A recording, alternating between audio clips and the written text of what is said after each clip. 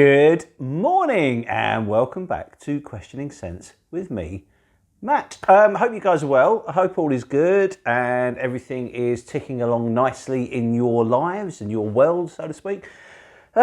Still very much the same here. I'm working, my wife is working, my son's at school, we're still in lockdown, which, I don't know, it's weird. As I said before in a previous video, it doesn't seem to me that different, apart from all the good stuff's gone. No pubs, no restaurants, no meeting up with friends and all that kind of malarkey. But yeah, just generally, same as really. It's all a bit grim really. I mean, I think in the UK we're kind of like halfway through it, especially in London. I think Wales are out of it now. So it's all kind of a bit confusing really. But, you know, hopefully it will be over soon, and then, you know, we can start going to shops and things and restaurants and bars and pubs and that kind of thing, which is something I really enjoy, funnily enough.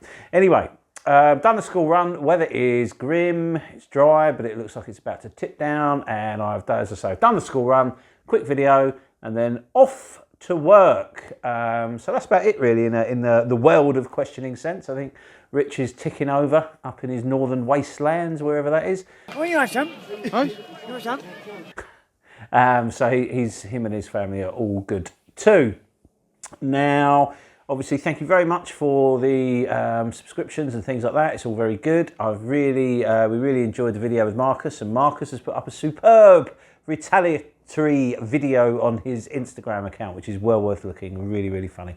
So have a look. Anyway, that's enough kind of catching up, as it were.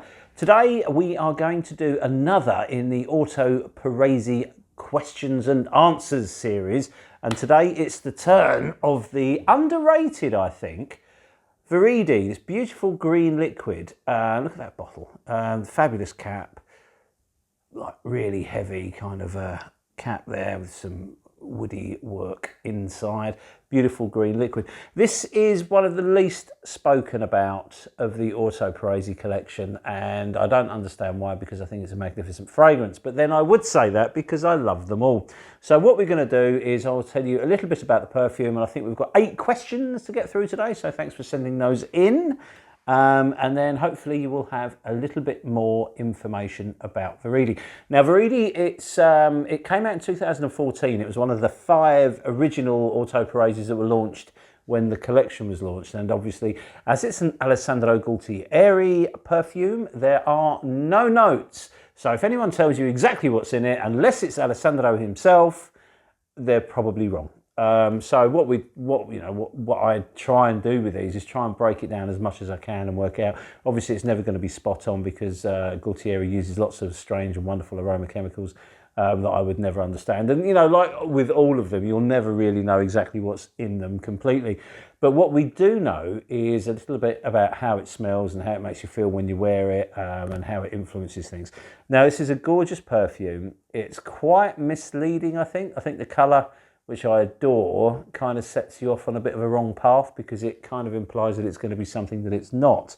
Now, Viride is actually, from what I remember, named after a kind of a mould, which is really well good in keeping with its colour. Now, I'm probably about halfway through this bottle, so I'm going to have to get another one at some point because it's not one I want to be without. I can tell you that for a fact. All right, so what we'll do is we have, as I say, 8 questions to get through. So shall we start on them? Excellent idea. Okay, so the first question I got with regards to Viride, and this is kind of like a question that's pertinent to all of the Orto Parisis, is who can wear it? Now, to me, this is quite a masculine fragrance, and it seems to be quite a mature masculine fragrance. So I don't think any of you thrusters out there are going to really, really love this one, unless you're quite a mature thruster. Bit like myself, but I think basically this is quite a masculine fragrance, and like with all masculine fragrances, I love them on women. So if you're a confident woman and you like a kind of a fairly masculine fragrance, then you should definitely consider maybe getting this. So let me just tell you a bit about how it smells. So because of the colour, you think this is going to be very, very fresh. Now the next question, or one of the questions I've been asked is this a freshie? So let's just jump into that question. No, it's not.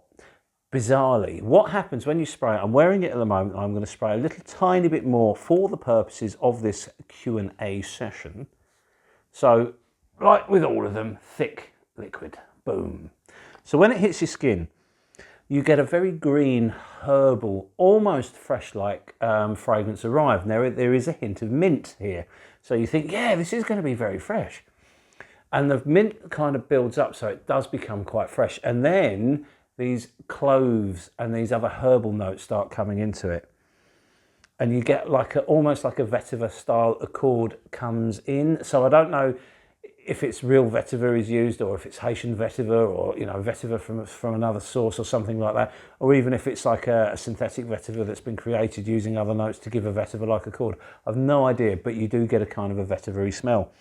Now that sits with these cloves rather, and this sort of fresh, almost minty note, and almost straight away you get some musks come in. It wouldn't be a Gaultieri without musk. Let's get that and it's his sort of signature musk that he uses so well in this. Oh, this is delicious.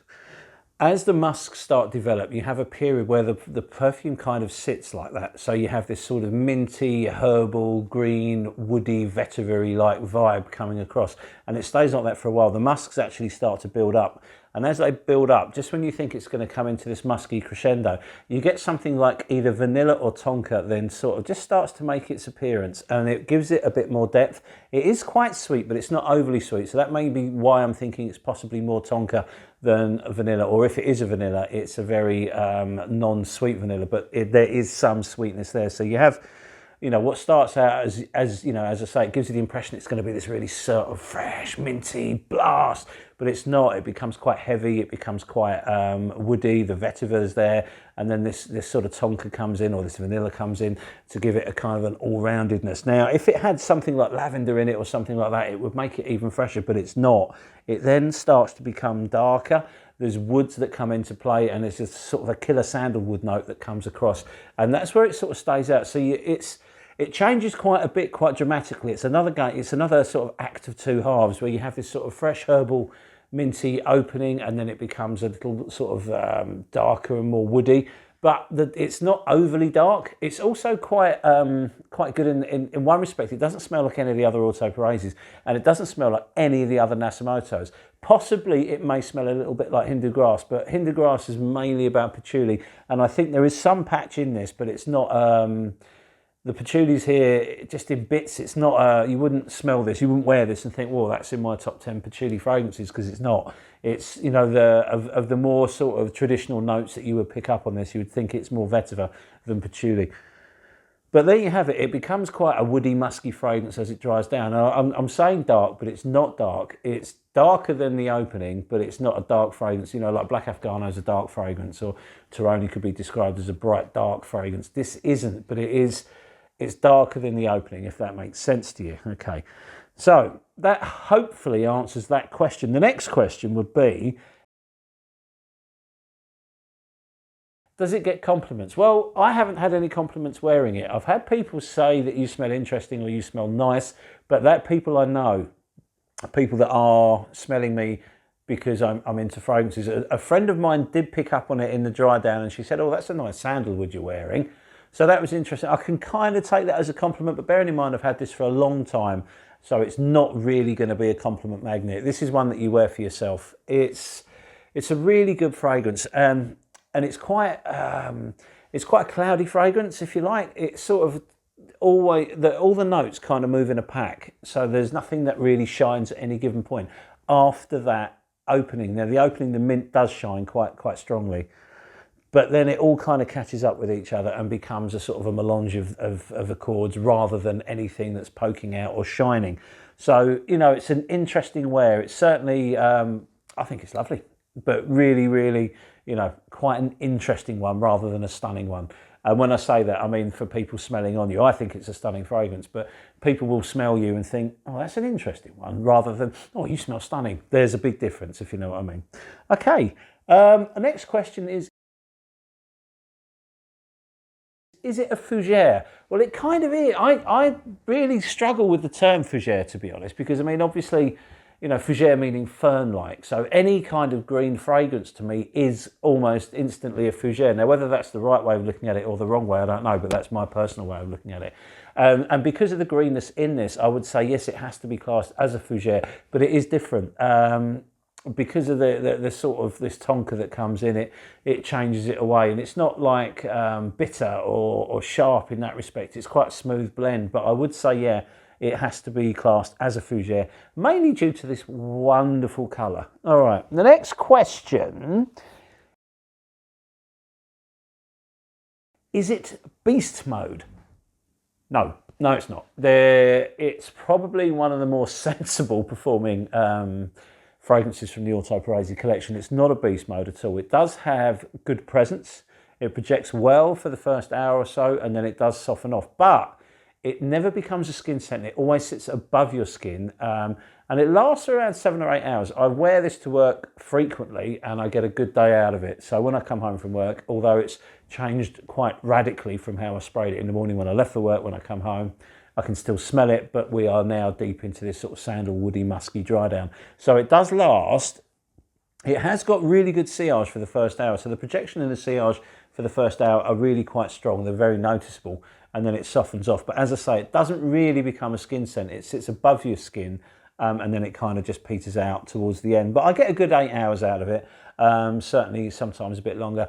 It doesn't seem to last as well in warmer weather, which is a shame. If you're wearing this on a hot day, it will kill it off quite quickly. Despite the fact it's quite oily, it doesn't seem to do very well in the heat. On cooler days, it does last that little bit longer. And that's a bit of a shame, really, because I think on a hot day, that minty fresh opening is beautiful. But it kind of dies off, and I do like sandalwood on a hot day as well. So it's a shame it doesn't last so well in the heat, but it does last particularly well in sort of cooler climes. But performance-wise, it's all right. It's good. I don't like perfumes that don't last. In fact, I kind of promised myself that I wouldn't buy any more that I'm buying purely for the smell. That has gone wrong a bit, and I'll get to that in a later video. But this one, certainly, I'm happy with the performance on it. And don't get me wrong, I do love the Orto Parisis, and if I wasn't happy with the performance, I would happily tell you that. So performance-wise, it's great, but it's not a beast mode. Okay. The next question. Is it like anything else? Yes, it is. Now, I did mention earlier in the video that it's not like anything else from Nasamato, and it's certainly not like anything else from Orto Parisi. A lot of the Orto Parisis, well, a few of them certainly have a kind of a black Afghano DNA in the dry down. This one doesn't. It doesn't really go that way, but there is another fragrance out there that smells an awful lot like it, and that is from Amouage. And that is Bracken Man, which I think came out in 2016 in the Midnight Flowers collection. There was 3 that was released. Now, I have Beach Up Man, which is one of my favourite fragrances. Bracken Man was the other one that I really, really enjoyed. So there were 3. There was Beach Up Man, Bracken Man, and I think Sunshine Man. May be wrong on that one. I'll double check. But that was a Midnight Flowers collection that came out in 2016. This had already been out for 2 years. Now, whenever you come across a fragrance that smells like another fragrance, one of the first things I do, I don't know why, but one of the first things I do is try and work out which came first. And Viride came first by some time. So, they're not clones of each other, but they do a similar thing. And I think it's maybe the cloves that make them smell so alike. I actually really enjoy both of them, but I already had Viride before I smelled Bracken Man. Bracken Man. So there was no need for me to buy Bracken Man, and that's good as well, because obviously Bracken Man costs twice what Viride does. Now, talking of cost, I have noticed that because I think Viride is probably the least well-known, or probably the least popular from the Orto Parisi collection, it does seem to pop up quite a lot at discounts. I think All Beauty had it for like £76 for a while. I think it's about 100 now. So it's certainly cheaper than a lot of the other autos. So if you're looking to sort of start an Orto Parisi collection, it's a good point to start, actually, because it is very, very wearable, and it's not shocking. There's no situations that you can't wear it. You can wear it to work, you can wear it out for a night out, you can wear it chilling around the house. It's a non-offensive one from Orto Parisi, so it's an easy one to wear.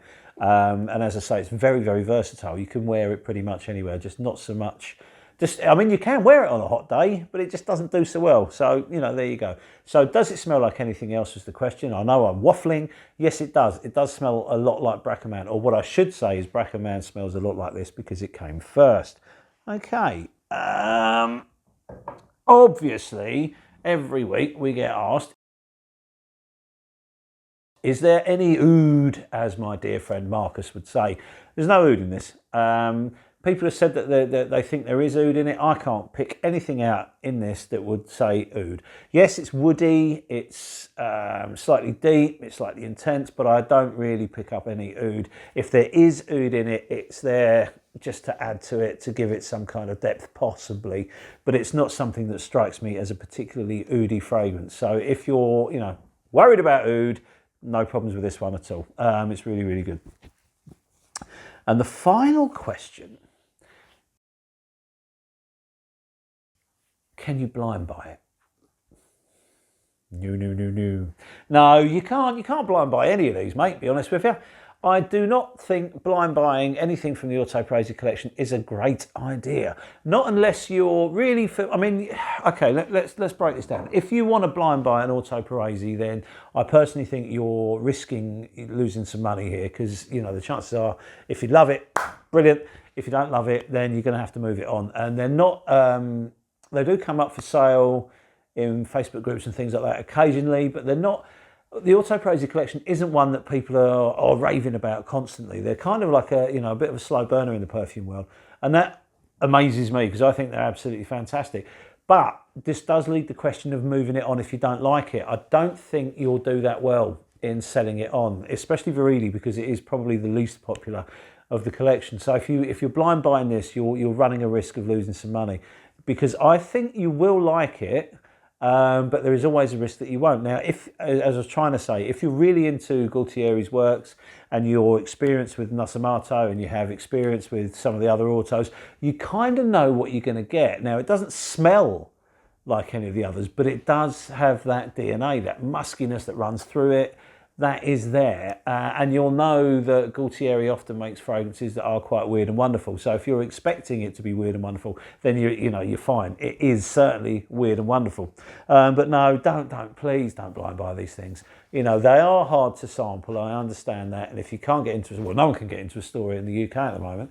But if you can wait till the stores open, Selfridges carry it, Harrods carry it. I think some of the other sort of more high-end stores will carry them, if you're in other parts of the UK other than London. So you should possibly be able to get to smell it. And if the worst comes to the worst, you can always go to Nose France, go to their website, because they do sell samples of it. They're the only place I think that actually does sell samples of it. So you can, get samples in, and please do, don't risk it. We all work hard for our money, and, you don't particularly want to waste it. So there you have it. In summary, I love this. I don't know why it's not as popular. Maybe because it's sort of more of a functional fragrance than an exciting one. I don't know. But I think it's well worth having a look at. I particularly enjoy wearing this one for work. And there's something about it. There's something about that musk that just, as I've mentioned it in previous videos, musk does really, really well with my skin. And I just love that vibe it gives me. I don't know. It's a real good one. A real focusing scent, because it just sits there and does its thing, and it's not too distracting or anything like that. It's going to last you throughout your day. You know that you're going to smell interesting, and you're going to smell unique. You're not bumping into anybody that smells like that. The only chance you've possibly got, if you've got 1 in a million chance where you're standing next to someone who's wearing Amouage Brackerman, and then you two may smell similar. But come on, it's never happened to me. Well, has it happened to you? Have you bumped into someone wearing Amouage Brackerman? I do not know. If you have, let us know, because I'll be quite intrigued to find out. But there you have it. That's the Orto Parisi Viride Q&A. I hope it's been interesting for you, and I hope you've learned a bit more about the fragrance. If there are, I've still got a few more to do, so we're definitely going to do this Q&A format for every one of the Orto Parisi collection. And then when we've done that, I may start doing a Q&A format for some of the other perfumes we've reviewed. If there are any that you want to see done in this Q&A format, please let me know, because if I've got the perfume, I'm more than happy to do it. And obviously, I've most of the perfumes in fact, all of the perfumes that we've got reviews on, I still own. So if there are any in the the older reviews or anything like that that you'd like a Q&A video done, let me know, and if we can do it, and if there's enough interest, then we'll put one up for you guys, because obviously this channel, Questioning Sense, is about mine and Rich's sort of collections and our likes and dislikes about the perfume industry. But if we can do anything else to help you guys make your informed decisions on buying a perfume, let us know and we will make the video. All right, well listen, thank you very much for your time. I've just looked at the time. I've got to eat some lunch, I've got to shower, I've got to get ready to work, and I've got to get to the arse end of South London at some point soon. So I better get my finger out and crack on. Anyway, thank you very much for your time, and we shall see you on the next video. Cheers, thanks, and bye.